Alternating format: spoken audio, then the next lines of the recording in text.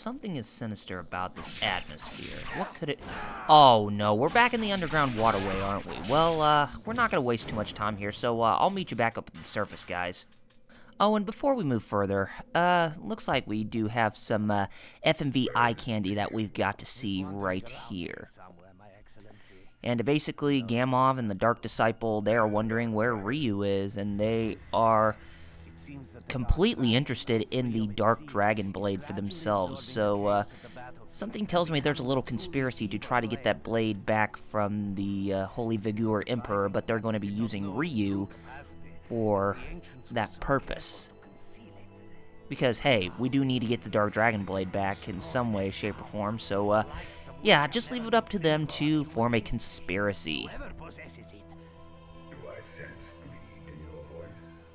And Gamov does have some greed in his voice, I will admit that.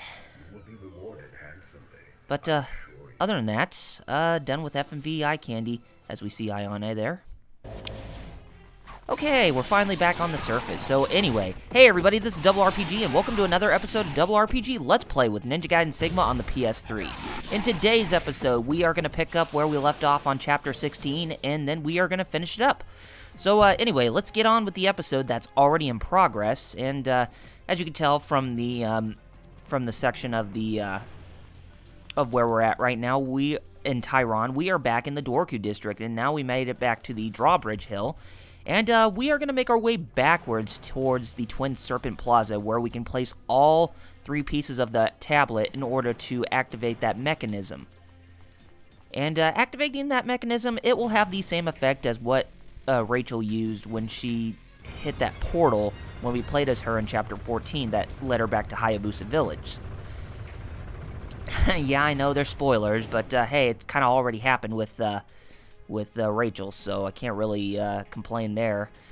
Oh, and once we go this way, there is a new variation of these zombies that we're going to fight against, and they are a bit tougher to kill. So you want to use the either the Dabalaro sword or the Warhammer in order to take them down. So yeah, these are another of the I guess you could say the ogres that we fight in the what would you call that place? Oh, a catacombs that was underneath the Doku monastery. So, yeah, these guys are a bit tougher to kill. But I would recommend, like I said, I would recommend using the heavier weapons to do more damage, and be sure you use your ultimate techniques on them to put them down a lot faster, and you should be able to defeat them with no problems whatsoever. Yeah, these guys are a real pain in the neck, so, sure, don't let the looks deceive you, as you're gonna need to, understand that these guys are probably the toughest to kill out of all the enemies we fought against, and, aw, we didn't get the time bonus, bollocks, is all I gotta say. Bollocks, bollocks, bollocks. But other than that, we do get a Talisman of Rebirth for our troubles, so, that's a little redeeming right there. So if we go down this way, we should be able to make a shortcut to get back over to Tyron, to where we need to take a visit to our good buddy Muramasa. If I remember, there are smoke bombs here, but we don't need to carry any more of those, since we still have not even used the smoke bombs that we had. And to be quite honest, we really don't even need to use them. And we opened that draw door or whatever. So that was a little shortcut in order to get back further to the Twin Serpent Plaza. But we're not going to make it to the... We're not going to go to the Twin Serpent Plaza right away. We're going to make our way back over to where Muramasa's shop is, because he's going to tell us some really interesting information for us about the Dragon Sword.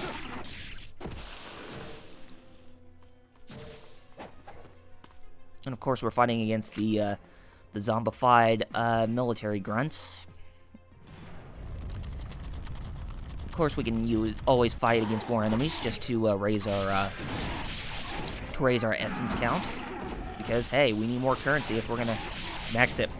I mean, get every weapon to its max, and to you know, get everything, you know, 100 10 elixirs of spiritual lives, and 5 great spirit elixirs, and 3 talisman of rebirth, so that way we can fight against the final boss. Although, I will admit, trying to fight against the final boss, I kind of messed myself up on a lot of things, but you'll understand why once as we get closer to the end.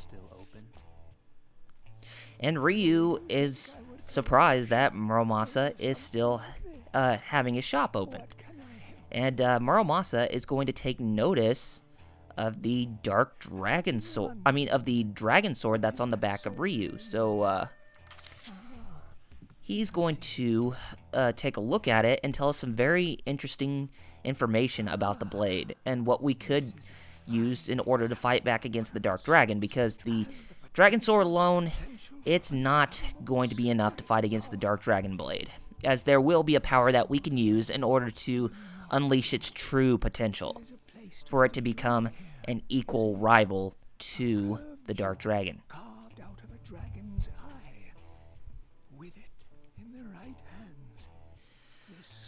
Oh, and I'm sure that some of you have realized today, if you've been paying attention to like news and stuff, that we just learned about from the Wall Street Journal that Call of Duty, not Classic, but Call of Duty Elite is going to be the subscription fee service for, or the subscription-based service for the multiplayer in Modern Warfare 3.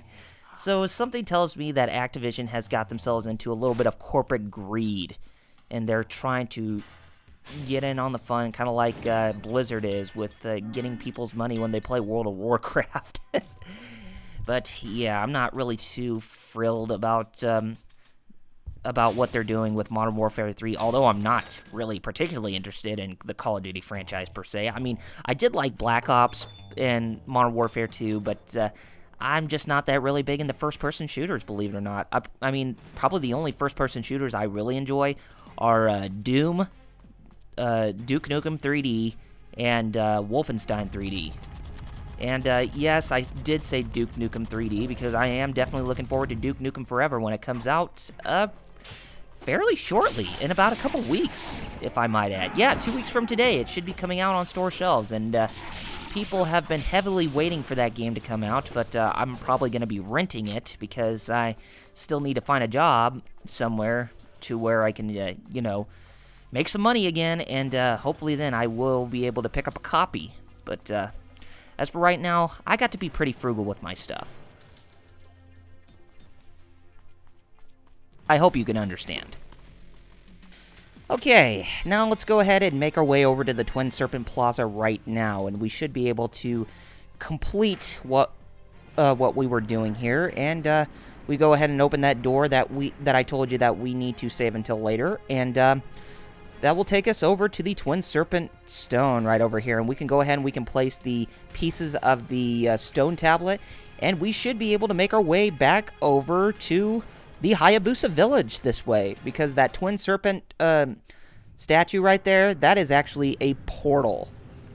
A portal that will take us to another place, and of course I said the Hayabusa Village, and that's exactly where we're going to go. So let's take a look as Ryu goes through a portal, and he's flying like a ninja. Yeah!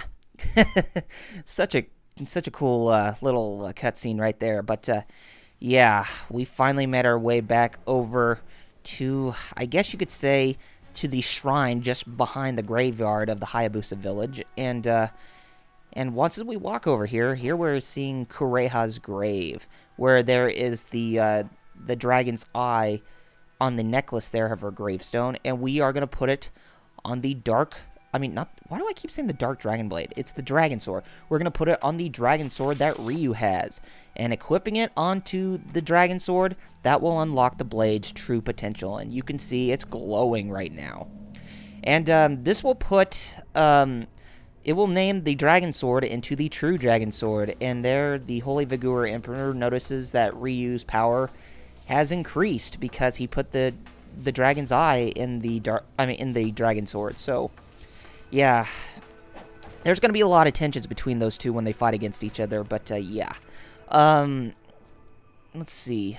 Now since we have the dragon's eye and the dragon sword, it's now changed its name to the true dragon sword, and it's at level 4 for its for its strength, or I guess you could say weapon level or whatever.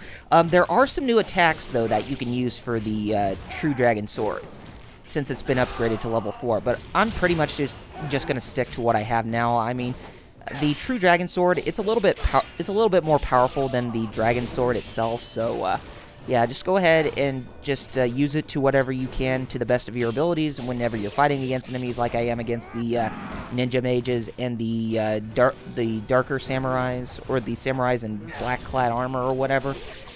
So, yeah.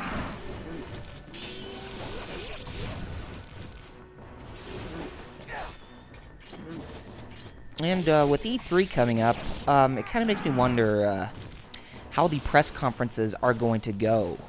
I mean, is it going to be like Nintendo? I mean, is Nintendo going to, you know, strike gold again like they did last year, which was really amazing? Is Microsoft going to, you know, shove Kinect down everybody's throats again like they did last year? Or is Sony going to be boring like they were again? I mean, like they were last year. But something tells me it's probably not going to be Sony's case, as they do have a good amount of games to show for their show floor, and but for Microsoft, I am just not sure.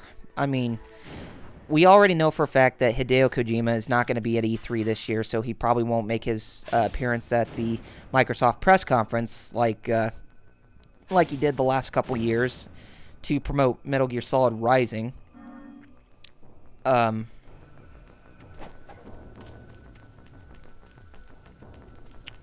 But yeah, that was kind of a major bummer. I've also wanted to let you know that if you're a fan of the Tales series, I mean, if you ever played games like Tales of Phantasia, Tales of Destiny, Tales of Eternia, Tales of Symphonia, Tales of Legendia, Tales of the Abyss, Tales of Vesperia, or or looking forward to the upcoming Tales of Graces for the PS3 that's coming out next year, whoever knows when, or the Tales of the Abyss 3DS version that's coming out later this year.